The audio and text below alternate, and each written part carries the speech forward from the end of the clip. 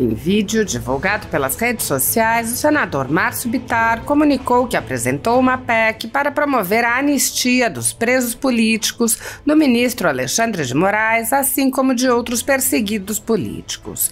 O senador disse: "Está na hora do Brasil fazer uma nova anistia, desta vez para todos aqueles do dia 8 de janeiro. Estamos vendo pessoas serem condenadas a até 17 anos de cadeia por terem manifestado seu desagrado com o resultado das eleições, como também políticos como o presidente Jair Bolsonaro, que foi penalizado por fazer um comentário." O senador lembrou: "Tem uma pessoa que foi denunciada, processada e condenada em 3 instâncias e hoje é o presidente do Brasil. Do outro lado, alguém que não tem um processo por corrupção, por ter feito comentários sobre a necessidade de aperfeiçoar o sistema eleitoral brasileiro, está inelegível." Bittar afirmou: "Quem tem que decidir se ele pode ou não pode ser mais o presidente do Brasil é a população brasileira. Ele não pode ser tirado do processo eleitoral quase que numa cotovelada. Por isso, peço apoio dos colegas senadores para que uma PEC possa tramitar e, se Deus quiser, possa ser aprovada no Congresso Nacional, a PEC da anistia."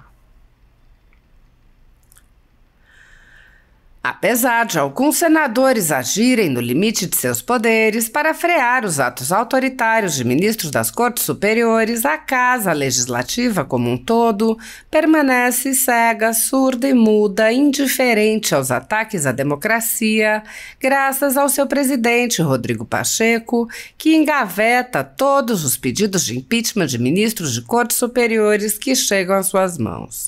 Os senadores há muito tempo têm conhecimento dos inquéritos secretos conduzidos pelo ministro Alexandre de Moraes, utilizando delegados da Polícia Federal escolhidos a dedo para promover uma imensa operação de phishing expedition contra seus adversários políticos. O desrespeito ao devido processo legal e a violação ao sistema acusatório são marcas dos inquéritos políticos conduzidos pelo ministro e já foram denunciados pela ex-procuradora-geral da República, Raquel Dodge, que promoveu o arquivamento do inquérito das fake news, e também por inúmeros juristas, inclusive em livros como Inquérito do Fim do Mundo, Sereis como Deuses e Suprema Desordem, Juristocracia e Estado de Exceção no Brasil. O ministro Alexandre de Moraes já foi chamado de xerife pelo então colega Marco Aurélio Mello pelos excessos cometidos em seus inquéritos. Até na imprensa internacional as denúncias vêm se avolumando.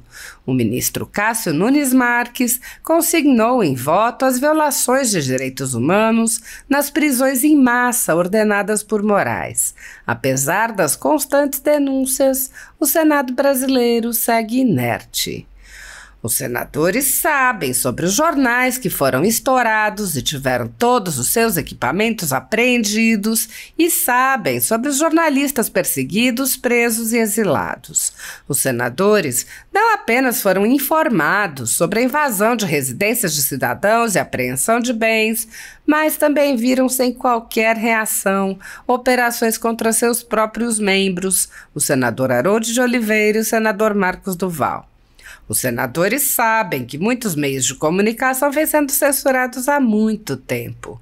Os senadores souberam sobre a prisão do deputado Daniel Silveira em pleno exercício do mandato por palavras em um vídeo.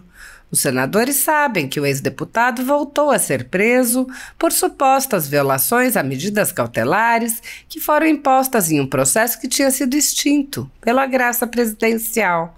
Os senadores sabem que a graça presidencial constitucional foi cancelada. Os senadores foram informados sobre a perseguição a jornalistas que são censurados, impedidos de exercerem sua profissão e têm bens e redes sociais bloqueados. Os senadores sabem que ativistas passaram 1 ano em prisão domiciliar sem sequer denúncia, obrigados a permanecer em Brasília mesmo morando em outros estados. Os senadores sabem das violações a prerrogativas de advogados. Os senadores sabem sobre a prisão de Roberto Jefferson, presidente de um partido, e sua destituição do cargo a mando de Moraes. Os senadores sabem da censura a parlamentares. Os senadores sabem que jornais, sites e canais conservadores têm sua renda confiscada há mais de 2 anos. Os senadores sabem sobre as prisões em massa, sem individualização de condutas, sob acusações descabidas. Os senadores sabem que crianças ficam presas com seus pais, sem meios de sustento e em cautelares sem prazo para acabar. Os senadores sabem que Clériston Pereira da Cunha morreu no cárcere, com um pedido de soltura aguardando que o ministro se dignasse a apreciar.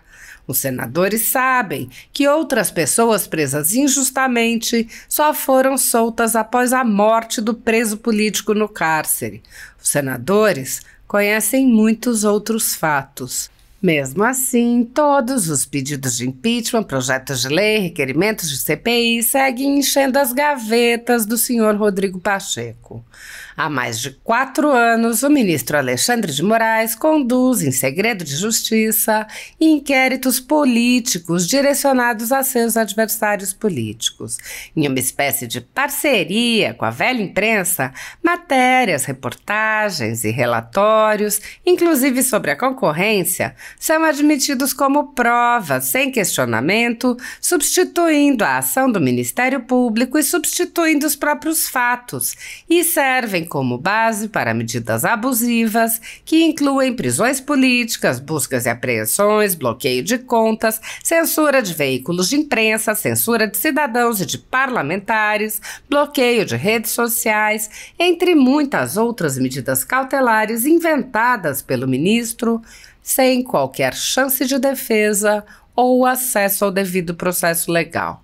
O mesmo procedimento de aceitar depoimentos de testemunhas suspeitas e interessadas e tomar suas palavras como verdadeiras se repete em diversos inquéritos nas cortes superiores. A Folha Política já teve sua sede invadida e todos os seus equipamentos apreendidos a mando do ministro Alexandre de Moraes. Atualmente, a renda do jornal está sendo confiscada a mando do ministro Luiz Felipe Salomão, ex-corregedor do TSE, com aplauso dos ministros Luiz Roberto Barroso, Alexandre de Moraes e Edson Fachin. Todos os rendimentos de mais de 29 meses de trabalho de jornais, sites e canais conservadores são retidos sem qualquer base legal. Se você apoia o trabalho da Folha Política e pode ajudar a impedir o fechamento do jornal, doe qualquer valor à empresa Raposo Fernandes através do Pix, utilizando o QR Code que está visível na tela ou o código ajude@folhapolitica.org. Caso não utilize Pix, há a opção de transferência bancária para a conta da empresa Raposo Fernandes, disponível na descrição deste vídeo e no comentário fixado no topo. Há mais de 10 anos, a Folha Política vem fazendo a cobertura da política brasileira, quebrando a espiral do silêncio imposta pelo cartel midiático que quer calar vozes conservadoras. Pix ajude@folhapolitica.org. Assista! Olá, amigos! Está na hora do Brasil fazer uma nova anistia. Dessa vez, para todos aqueles do dia 8 de janeiro. Nós estamos vendo pessoas sendo condenadas até 17 anos de cadeia por terem manifestado o seu desagrado com o resultado das eleições. Como também políticos como o presidente Jair Bolsonaro, que foi penalizado por fazer um comentário sobre... Portanto, eu apresentei hoje uma PEC, projeto de emenda constitucional, para promover a anistia. Olha, no Brasil tem uma pessoa que foi denunciada, processada e condenada em 3 instâncias, hoje é o presidente do Brasil. De outro lado, alguém que não tem um processo por corrupção, por ter feito comentários a respeito do perigo e da necessidade de aperfeiçoar o sistema eleitoral brasileiro, está inelegível. Pessoas como o presidente Bolsonaro, quem tem que decidir se ele pode ou não pode ser mais presidente do Brasil é a população brasileira. Ele não pode ser tirado do processo eleitoral quase que numa cotovelada. Por isso, eu peço o apoio dos colegas senadores para que uma PEC projeto de emenda constitucional possa tramitar e, se Deus quiser, ser aprovada no Congresso Nacional. A PEC da anistia. Um abraço, fiquem com Deus. E agora tem um advogado, faz parte da associação dos familiares que foram presos no 8 de janeiro. Ezequiel, a palavra é sua. Bom dia, Brasília! Primeiramente, gostaria de parabenizar a todos que estão aqui hoje. Já faz um ano, quase um ano, que não temos manifestação aqui na esplanada dos ministérios.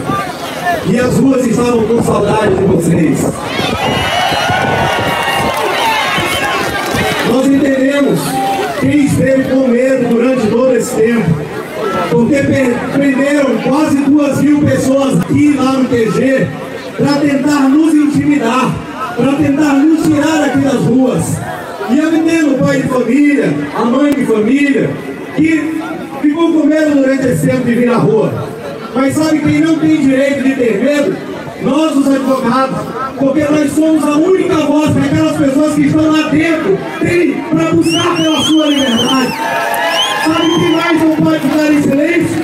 Os senadores e os deputados que eu parabenizo os que aqui estão organizando esse evento, porque eles são os representantes de nós, o povo brasileiro, e precisamos denunciar o que está acontecendo.